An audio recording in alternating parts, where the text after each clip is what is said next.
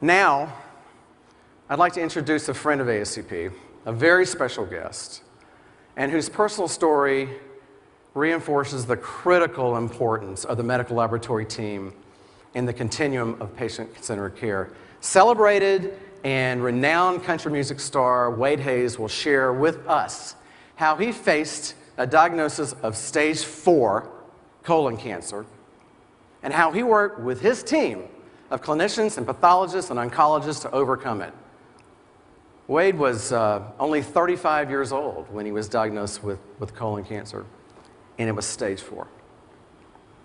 And today, as you know, there are personalized genomic markers that can help triage patients like this for saving therapeutics, often referred to as theranostics. But for Wade, working with his medical team, pathologists and clinicians, he is living evidence of the critical nature of a multidisciplinary approach in order to solve the issues that face our patients worldwide. Life rewards the courageous few. So, prepare to be emotionally moved. Ladies and gentlemen, please welcome to the stage the award-winning music artist, Wade Hayes.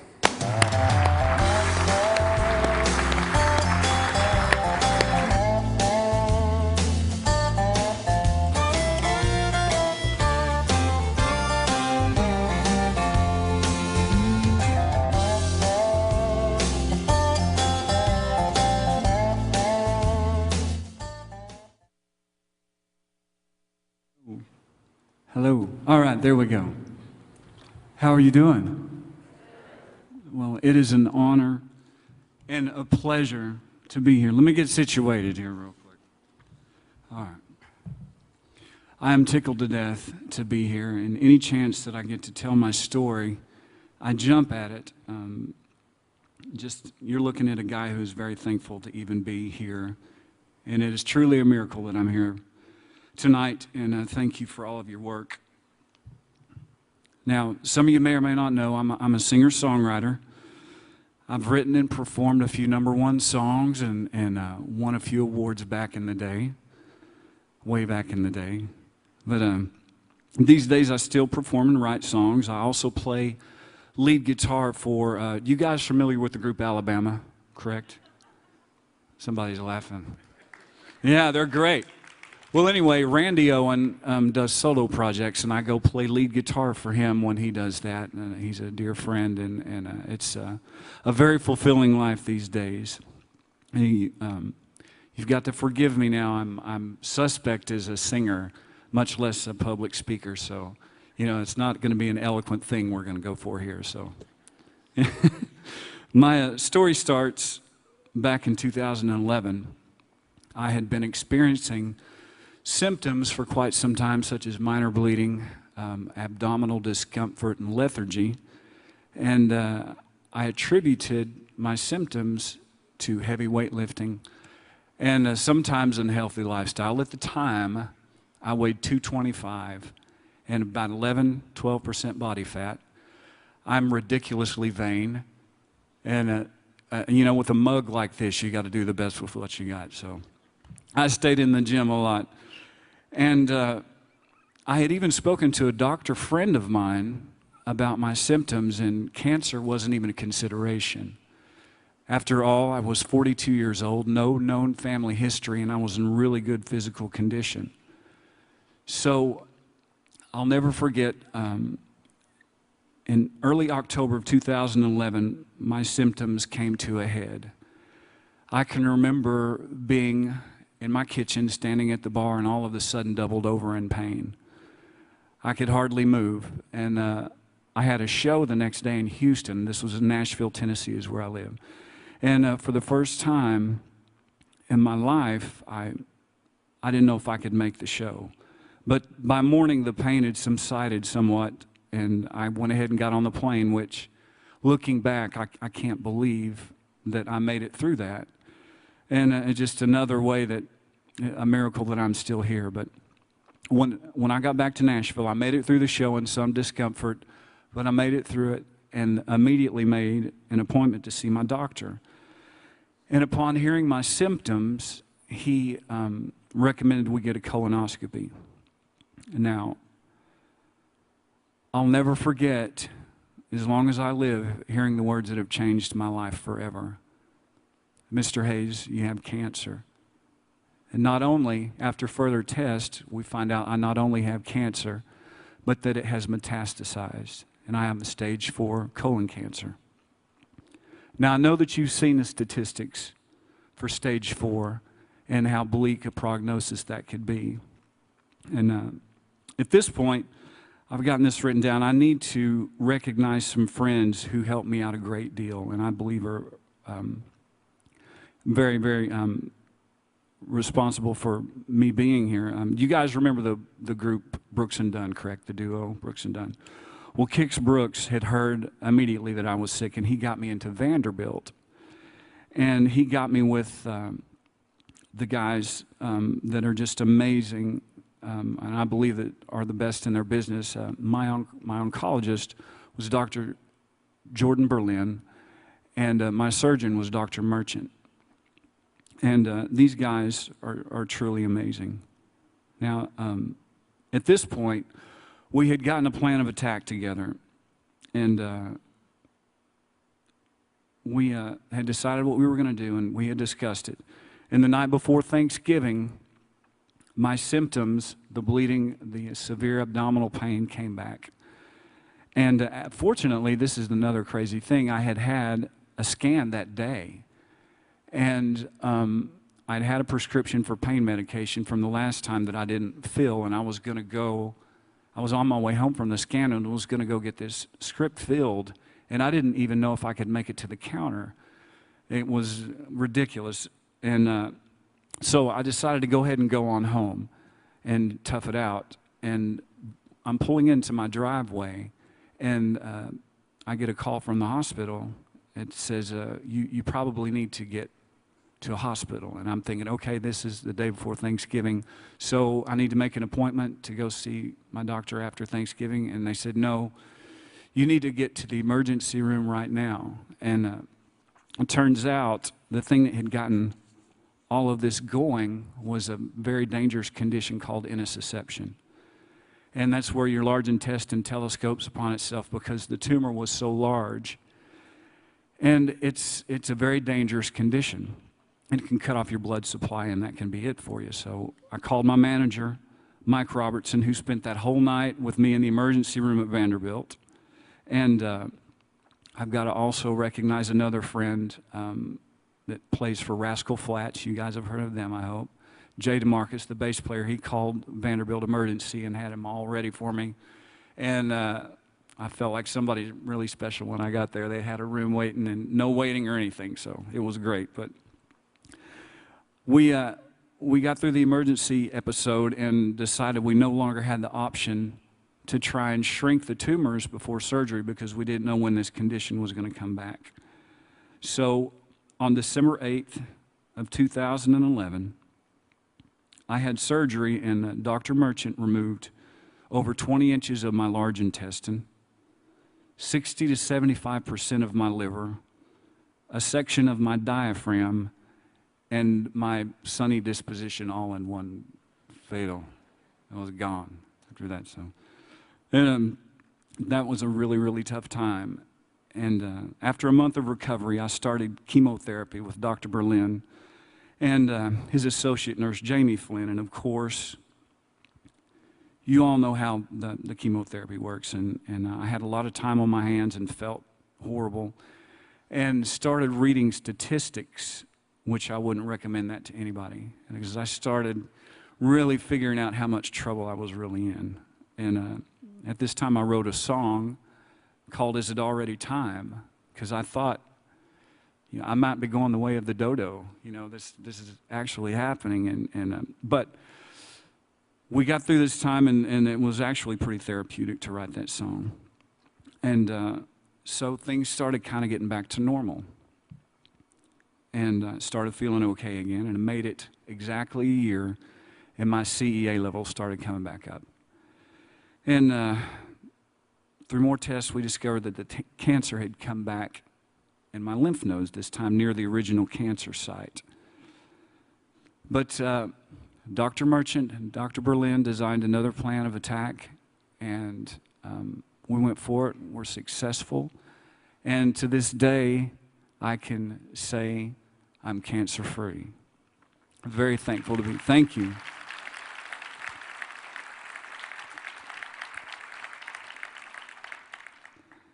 Now, I can show you in black and white why I shouldn't be here. And doing as well as I am, and I'm convinced had it not been for God, prayer, and the wonderful folks in the healthcare industry who worked on my case, I wouldn't be.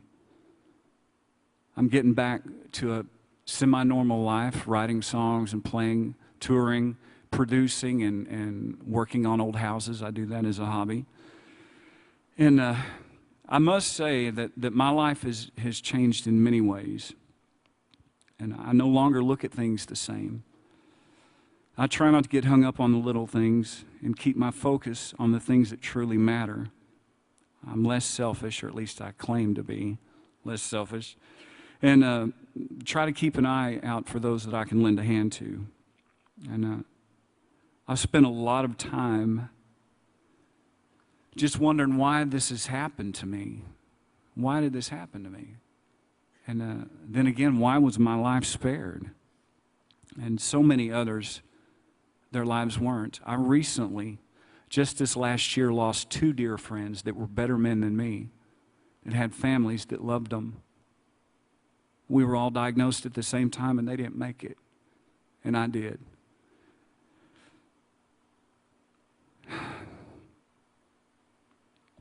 That's still tough to think about. I loved those guys. And through much thought and prayer, I'm hopefully starting to understand is the question, why did this happen to me? I've read as a believer that we're to bear one another's burdens. And how could I truly do that had I not been through it myself? I've been through the fire, and I've come to the other side. And I've spoken with people after shows, total strangers, prayed with them that are facing this diagnosis, that are hurting and scared. And I can say, I understand. I've been there. And as for the reason my life was spared, I've started to think about that a lot. And there was one day I was talking to my oncologist, Dr. Berlin. And he told me about a patient of his that was still doing well after 8 years and had a very similar case to mine. And that gave me so much hope at a time when I needed it. And I'm thinking maybe that's the reason my life was spared, so I can offer somebody else the hope that I was offered that day. Now, I've tried to make a brief synopsis in interest of time and I'm leaving a lot of stuff out. But I do have to say, these days I have such a deeper appreciation for life. I want to give back, and I want to focus on the things that truly matter. I have my eyes and ears open as to why my life was spared and how I can serve someone. And I've found these days the only moments that I'm truly satisfied are when I'm helping somebody else. And I would challenge anybody out there to see if this isn't the case. And I do want to take just one more moment to thank you for what you do. It takes a very special person to see what you do and to keep on keeping on and helping folks. You're truly special. And I truly stand in awe of you. I can't imagine being able to do what you do. You're deeply appreciated, and you have a fan in me. And I thank you very much, and God bless you. Truly, I appreciate you. Now, well, yes, please give yourselves a hand. I've got to tell you a quick story, and then I'm going to do you a brand new song, if that's cool with everybody.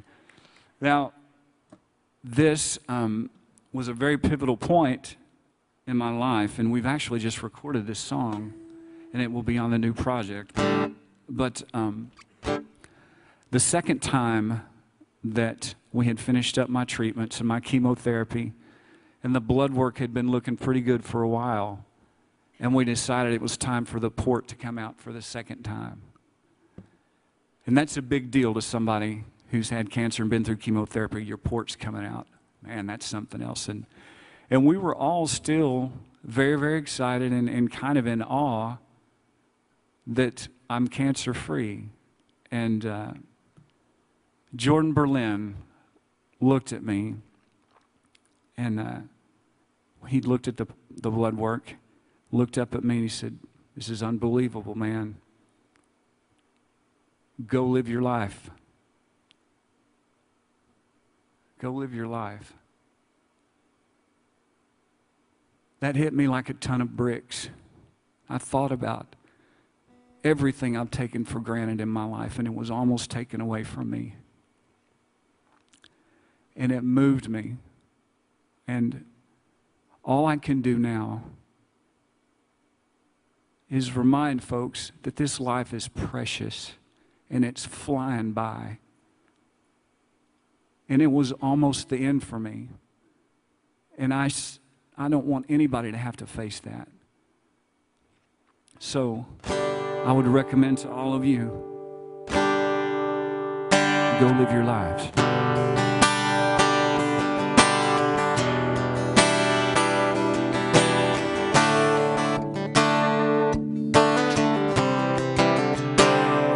Take it from someone who knows life ain't fair sometimes, man, it ain't even close. You take a shot right on the chin.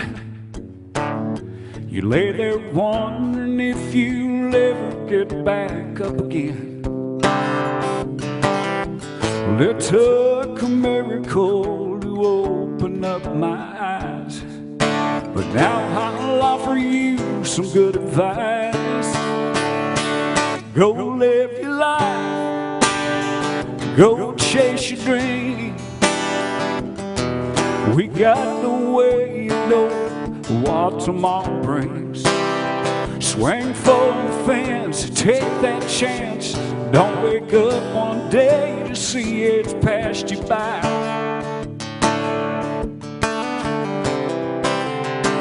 Go live your life.